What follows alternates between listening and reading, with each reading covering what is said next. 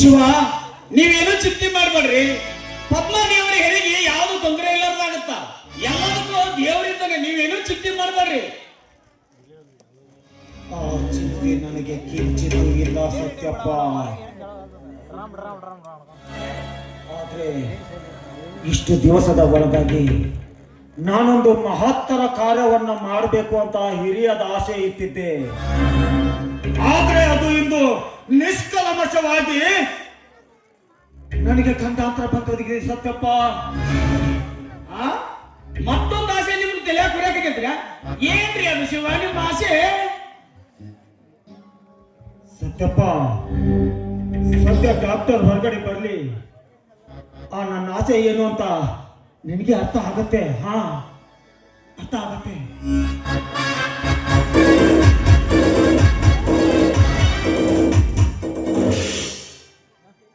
Mister Pratap, you are a lucky man.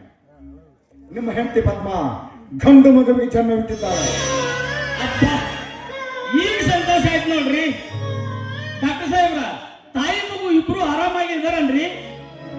ಅವ್ರಿಗೆ ಯಾವ ತೊಂದರೆನೂ ಇಲ್ಲ. ಪದ್ಮ ಹೆರಿಗೆ ಆಗುವಾಗ ತುಂಬಾ ನೋವು ಪಟ್ಲು. ಅದಕ್ಕೋಸ್ಕರ 1 ತಾಸು ನೀವು ಯಾವುದಕ್ಕೂ ಅನ್ಸಬೇಡಿ, ಧೈರ್ಯವಾಗಿದೆ. ಬಹಳ ಚಲೋ ಆದ್ರಿ. ಅಂದ್ರೆ ಡಾಕ್ಟರ್, ಈಗ ನನ್ನ ಮಗು ಚೆನ್ನಾಗಿದೆ ತಾನೇ? ಹಾಗೆ ನನ್ನ ಪದ್ಮ ಜೀವಕ್ಕೆ ಏನು ಆಪತ್ತಿಲ್ಲ ತಾನೇ? ಯಾವ ಆಪತ್ತೂ ಇಲ್ಲ. ಪದ್ಮ ಆರಾಮಾಗಿದ್ದಾಳೆ. ಅವಳಿಗೆ ಒಳ್ಳೆ ಟ್ರೀಟ್ಮೆಂಟೇ ಮಾಡಿದ್ದೀನಿ, ಏನು ತೊಂದರೆ ಮಾಡ್ಕೋಬೇಡಿ.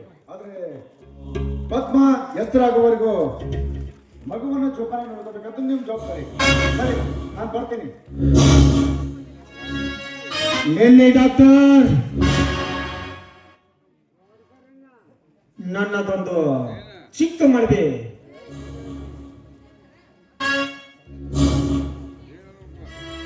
ಮಿಸ್ಟರ್ ಪ್ರತಾಪ್, ಮತ್ತೆ ನಿಮ್ ಸಮಸ್ಯೆ? ಸಮಸ್ಯೆ ಏನಿಲ್ಲ, ತುಂಬಾ ಕಷ್ಟಪಟ್ಟು ನಿಮ್ ಬುದ್ಧಿನ ಖರ್ಚು ಮಾಡಿ ನನ್ನ ಮಗುವಿನ ಪ್ರಾಣ ಉಳಿಸಿದ್ದೀರಿ. ಆದ್ರೆ ಈಗ ಅದೇ ಮಗುವಿನ ಪ್ರಾಣ ತೆಗೆಯೋದಕ್ಕೆ ಎಷ್ಟು ಖರ್ಚಾಗುತ್ತೆ ಅಂತ ಧೈರ್ಯವಾಗಿ ಹೇಳಿ ಡಾಕ್ಟರ್.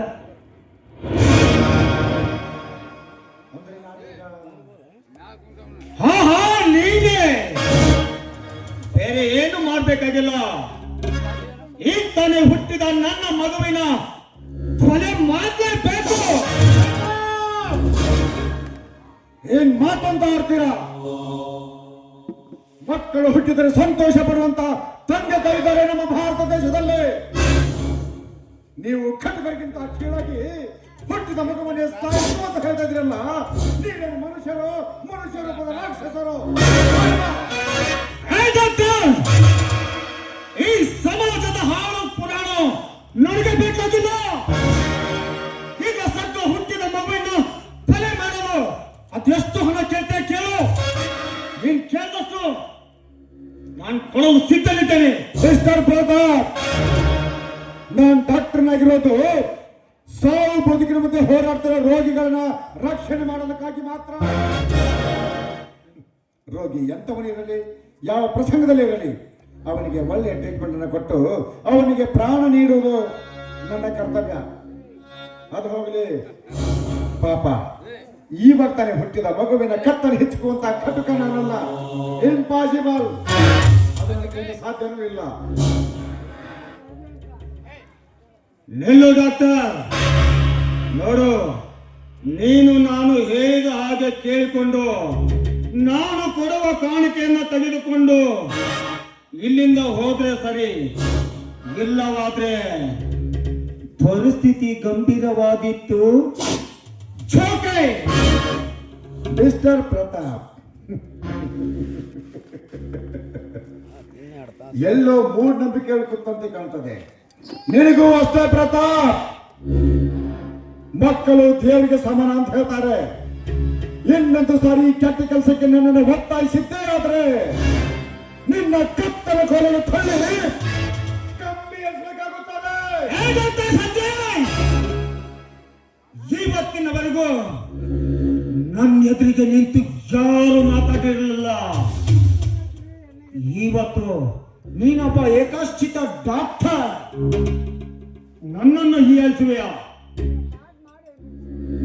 ಇದರ ಪ್ರತಿಫಲವನ್ನ ತೀರಿಸ್ಕೊತೀನಿ. ತೀರಿಸ್ಕೊತೀನಿ.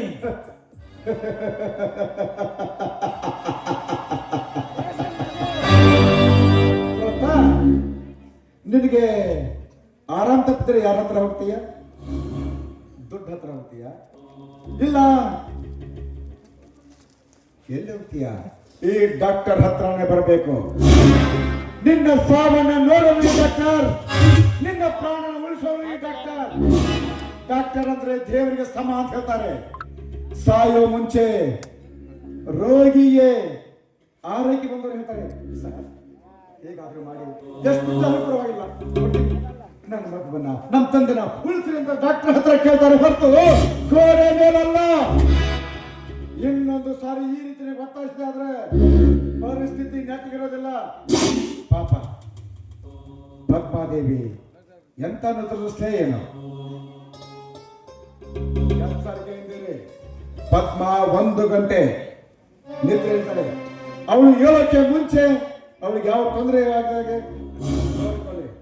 ನಿಮಗೆ ದೊಡ್ಡ ನಮಸ್ಕಾರ. ಇಂಥ ಪಾಪಕ್ಕೆ ಕೈ ಹಾಕೋ ನೀವು ಯಾವ ಬುದ್ಧಿ ಕಲ್ಕೋತೀರೋ, ಯಾರಿಂದ ಬುದ್ಧಿ ಕಲ್ಕೋತೀರೋ, ಏನ್ ಬುದ್ಧಿ ಕಲಿಗೆ ಹಾಗೆ ಹೋಗ್ತೀರೋ ಆ ದೇವರಿಗೆ ಗೊತ್ತು. ಸತ್ಯಪ್ಪ, ನಿನ್ಗಾದ್ರೂ ವಯಸ್ಸಾಗಿದೆ, ಸ್ವಲ್ಪ ತಿಳ್ಕೊಂಡು ಬಾಳು. ಆಯ್ತ್ರಿ. ನಿಮಗೆ ದೊಡ್ಡ ನಮಸ್ಕಾರ. ಹೋಗು ಹೋಗು ಡಾಕ್ಟರ್, ಹೋಗು. ನಿಮ್ಮಂತ ಡಾಕ್ಟರ್ಗಳ ಪುರಾಣ ಕಥೆ ನನಗೆ ಗೊತ್ತಿಲ್ಲವೇ? ರೋಗಿಗಳು ಆಸ್ಪತ್ರೆಗೆ ಬಂದು ಅಡ್ಮಿಟ್ ಆದಾಗ ಬನ್ನಿ ನಾವು ನಿಮ್ಮನ್ನ ಜೀವ ಉಳಿಸ್ತೀವಿ ಅಂತ ಅವರಿಗೆ ಒಳ್ಳೆ ಆಶ್ವಾಸನೆಯನ್ನ ಕೊಟ್ಟು ಕೊನೆಗೂ ಅವರ ಕಡೆಯಿಂದ ಹಣವನ್ನ ಕಿತ್ತಿ ಅವ್ರ ಪ್ರಾಣ ಹೋದ್ಮೇಲೆ ಐ ಆಮ್ ಸೋ ಸಾರಿ ಕಂಡಿದ್ದೀನಿ. ಹೋಗೋ. ನಿನ್ನ ಮಂಕು ಬುದ್ಧಿಗೆ ತಕ್ಕ ಪಾಠ ಕಲಿಸದಿದ್ರೆ ನನ್ನ ಹೆಸರು ಪ್ರತಾಪನೇ ಅಲ್ಲ. ಹೇ ಸತ್ತಪ್ಪ, ಈಗ ನಡೆದ ವಿಷಯ ನಿನಗೆ ವಿಸ್ತಾರವಾಗಿ ಅರ್ಥ ಆಯಿತು ತಾನೇ? ಎಲ್ಲ ತಿಳಿದಾಗಿದ್ ಬಿಡ್ರಿ. ಆದ್ರೆ ಇದು ಬಹಳ ಅನ್ಯಾಯದ ಕೆಲಸ ಅಂತ ಅನ್ಸಾಕತ್ತಿದ್ರಿ ನಮ್ಗ. ಯಾಕಂದ್ರ ಈ ಹುಟ್ಟಿನ ಕೂಸು ಈ ಮನೆಗೆ ಮಾಣಿಕೆ ಇದ್ದಂತೆ. ಯಾಕೆ ಇವು ಕೂಸು ಕತ್ತಿಸ್ಕೊಂಡು ಪ್ರಯಾಣ ಮಾಡಕತ್ತೀವಿ? ಇದಕ್ಕೆ ದೇವರ ಮೇಸ್ತಾರ ನಾನು ನೀವ ಹೇಳ್ರಿ. ಹೇ ಸತ್ಯಪ್ಪ, ಅಂತ ಕ್ರೂರ ಕೃತ್ಯಕ್ಕೆ ಕೈ ಹಾಕಲು ಅದಕ್ಕೂ ಒಂದು ಮುಖ್ಯವಾದ ಕಾರಣವಿದೆ. ಈಗ ಹುಟ್ಟಿದ ಗಂಡು ಮಗುವೆ ನಾಳೆ ದೊಡ್ಡವನಾಗಿ ಬೆಳೆದು ನಿಂತ ಮೇಲೆ ನನ್ನ ಸರ್ವ ಆಸ್ತಿಗೆ ಅವನ ಹಕ್ಕುದಾರನಾಗುತ್ತಾನೆ. ಅಷ್ಟೇ ಅಲ್ಲದೆ ನಾ ಮಾಡುವ ಕಾರ್ಯಕಲಾಪಗಳಿಗೆ ನನಗೆ ಎದುರು ಬರಬಹುದು. ಅದಕ್ಕೆ ನಾನಿರುವ ತನಕ ಈ ಮನೆಯಲ್ಲಿ ಮಾತ್ರವಲ್ಲ, ಈ ಊರಲ್ಲಿ ಮಾತ್ರವಲ್ಲ, ನಮ್ಮ ರಾಜ್ಯದಲ್ಲಿಯೇ ನನ್ನನ್ನ ಹೊರತುಪಡಿಸಿ ಯಾರು ಮೆರೆಯಬಾರದು. ಅಂತ ಗುಣದವನು ಈ ಪ್ರತಾಪ್. ಅಲ್ರಿ ಶಿವ, ಹುಟ್ಟಿದ ಕೂಸು ಯಾಕೆ ಸಿಟ್ಟಿಗೆ ಬರ್ತಾವ್ರಿ? ನಾವು ಚಂದಾಗ ಜೋಪಾನ ಮಾಡಿದಂದ್ರ ನಾವ್ ಹೇಳ್ದಂಗ ಕೇಳ್ತಾವ. ಪಾಪ ಆ ಕೂಸಿನ ಯಾಕೆ ಕತ್ತಿ ಸಿಗ್ತೀರಿ ಅಪ್ಪ? ದೇವ್ರ ಮೇಸ್ತಾನೆ ಏನಿದಕ್ಕ? ಹೇ ಸತ್ತಪ್ಪ, ನನಗೆ ಬುದ್ಧಿ ಹೇಳುವಷ್ಟು ಧೈರ್ಯ ಬಂದಿತ್ತೇನೋ ನಿನಗೆ? ನೋಡು, ಡಾಕ್ಟರ್ ಸಂಜಯ್ ಅಂತೂ ನನ್ನ ಮಾತಿಗೆ ತಿರಸ್ಕರಿಸಿ ಬಿಟ್ಟ. ಆದ್ರೆ ಈಗ ಆ ಕೆಲಸ ನಿನ್ ಪಾಲಿಗೆ ಸೇರಿದ್ದು. ಆ? ಏನ್ರಿ ಶಿವ, ಆ ಪಾಪದ ಕೆಲಸ ನಮಗ ತಂದಿಟ್ಟಿರಲ್ಲ ಇದನ್ನ? ಸತ್ಯಪ್ಪ, ಹೆಚ್ಚಿಗೆ ಮಾತನಾಡಲು ನನಗೂ ಸಮಯವಿಲ್ಲ. ಈಗ ಸದ್ಯ ಪದ್ಮ 1 ಗಂಟೆಯಲ್ಲಿ ಎಚ್ಚರವಾಗುತ್ತಾಳೆ. ಆ ಮಗುವನ್ನು ಎತ್ತಿಕೊಂಡು ಹೋಗಿ ಎಲ್ಲಾದ್ರೂ ದೂರ ಹೋಗಿ ಅದರ ಕತ್ತು ಈಚೆಗೆ ಕೊಂದು ಹಾಕಿ ಬರಬೇಕು. ಈ ಕೆಲಸ ಮುಗಿದ ತಕ್ಷಣ ನಾನು ನಿನಗೆ ಬಕ್ಷಿಸಿಕೊಡುತ್ತೇನೆ. ಮಗನೇ, ಒಂದು ವೇಳೆ ನೀನೇನಾದ್ರೂ ಇದಕ್ಕೆ ನಿರಾಕರಿಸಿದ್ದೆ ಆದ್ರೆ ನಿನ್ನ ಪ್ರಾಣ ನನ್ನ ಕೈಯಲ್ಲಿದೆ. ಮರ್ಯಾದೆಯಿಂದ ಮಗುವನ್ನ ತೆಗೆದುಕೊಂಡು ಹೋಗಿ ಯಾವುದಾದರೂ ಒಂದು ಕಾಡಿನಲ್ಲಿ ಕತ್ತರಿಸಿ ಕೊಂದು ಹಾಕಿ ಬರುವೆಯೋ, ಅಥವಾ ಈ ನನ್ನ ಬಂದುಕಿಗೆ ನಿನ್ನ ಪ್ರಾಣ ಆಹುತಿ ಕೊಡುತ್ತೀಯೋ?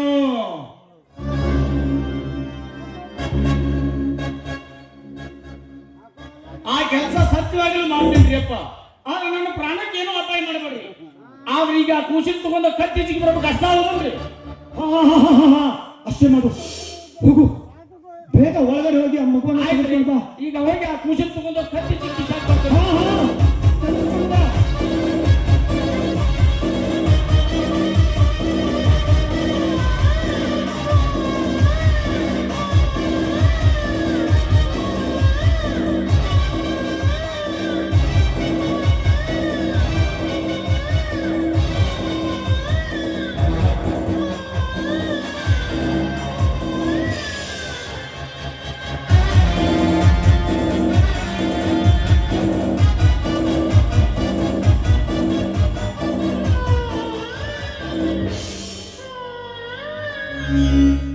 ಶಿವ, ನೋಡಾಕ ಈ ಕೂಸು ಎಷ್ಟು ಚಂದ ಐತಿ.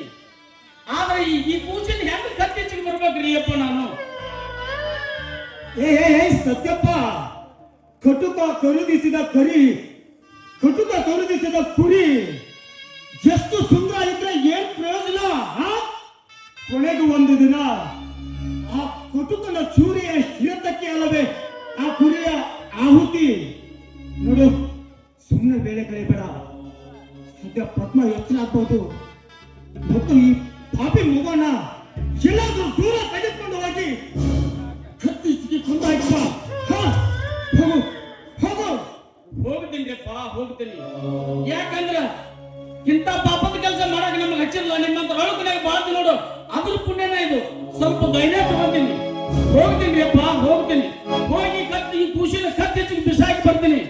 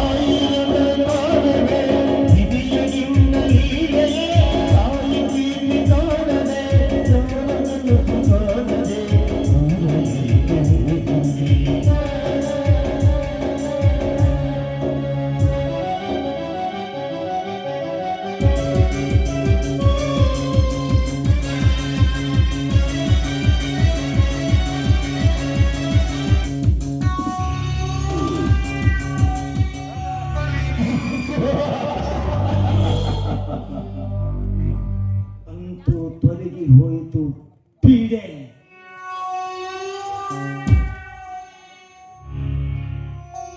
ಈಗ ಸ್ವಲ್ಪ ಹೊತ್ತಿನಲ್ಲಿ ನನ್ನ ಹೆಂಡತಿ ಪದ್ಮ ಎಚ್ಚರವಾಗುತ್ತಾಳೆ. ಅವಳು ಎಚ್ಚರಾಗುವ ಮುನ್ನ ನಾನೊಂದು ಸುಳ್ಳು ನಾಟಕ ಸೃಷ್ಟಿಸಿ ಅವಳನ್ನು ಹೇಗಾದರೂ ನಂಬಿಸ್ಬೇಕು.